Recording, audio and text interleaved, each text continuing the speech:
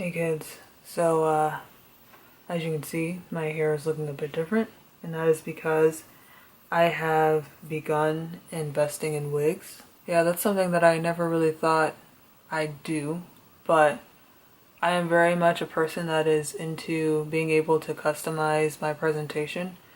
At the drop of a hat, I would like to be able to look a certain way, and not that I'm like, really well versed at these kind of things, but I'm pretty good at pulling off different looks and presenting myself to people in different ways to get them to think a certain thing. Yeah, I feel like I'm like intermediate at doing that. And at the moment my hair is taking a rest from braids, and maybe one of these days I will I'll show you what I look like all dolled up, like conventionally feminine, as far as that goes, because usually for these videos I'm not investing a whole lot, like some eyeliner, maybe some contacts. That's pretty much it. But I'm told that I clean up rather nice. So you guys might see that in the future sometime. And it's a fun endeavor for me to try to master the facade and painting the mask. I enjoy doing it. Yeah, it's fun. It's fun. But anyway, let's talk about perfectionism. From a young age, I've always known that I'm a perfectionist.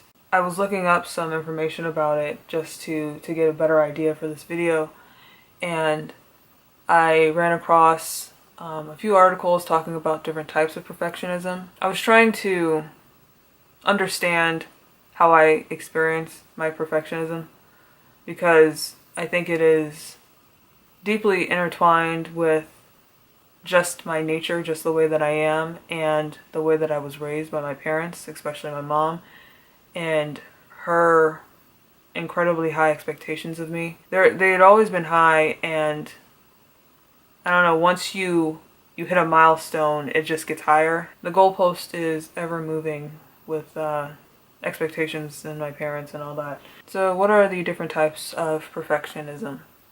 Well, there is self-oriented perfectionism, which is giving yourself really high standards and having high expectations of yourself.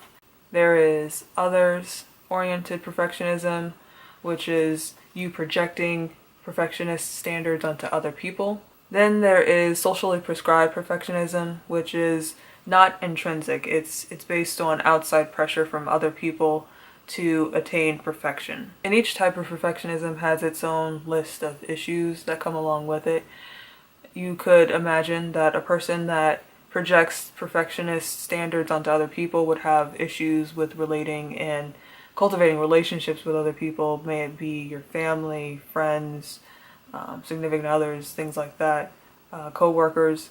If you're telling people to be a certain way in order to be validated in your eyes, you're gonna have some issues. Self-oriented perfectionism often results in depression and just general anxiety, while socially prescribed perfectionism is not necessarily worse, but it's a broader experience, I guess, where a lot of people that experience this type of perfectionism feel like they don't belong in the world, like they don't have a place here, and it often results in suicidal ideation and issues with authority figures. With socially prescribed perfectionism, some people rebel against the standards being projected onto them, while others might buckle, and yet others might, just continue to strive for perfection. And I feel like,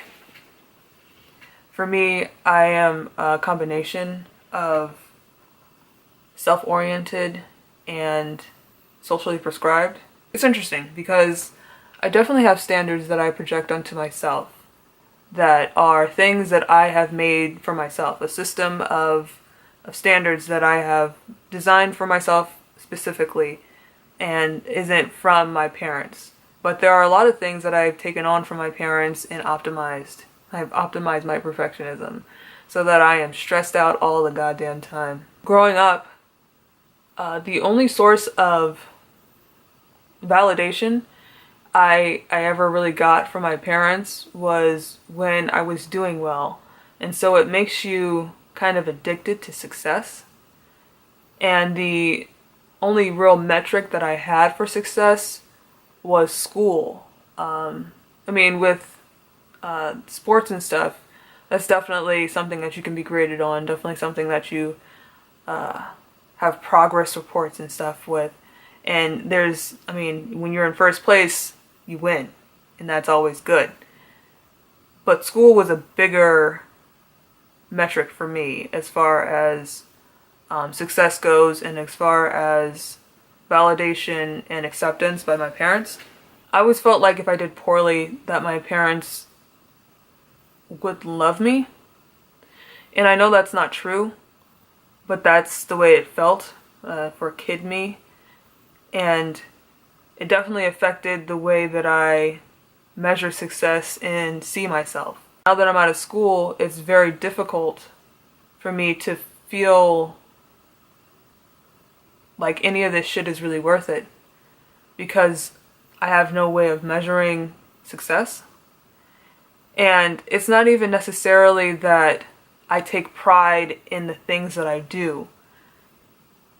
I just need to have something to do, if that makes sense. Like if I draw a picture and everyone thinks it looks great, it doesn't feel like anything. What feels like something is the fact that I've completed it. And so having all these accomplishments really means nothing because I'm not moving anymore. Once I stop running, I feel like I'm going to get trampled. And it's just a never-ending cycle. Perfectionism it's a silent killer, really. It's really stressful to feel like everything you do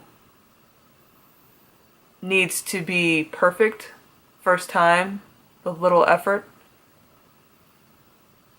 And it's always been that way for me since I was little. While it's a major source of stress, being a perfectionist isn't necessarily the worst part of being for me. I mean, it's been an incredible source of stress, but also it's afforded me a lot of benefits that I wouldn't otherwise have.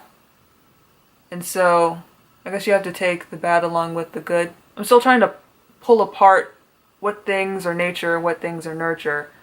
And I'm thinking there's a lot of nurture in there, much more than I was originally thinking. Yeah. I'll do some more research on this and I'll get back to you guys.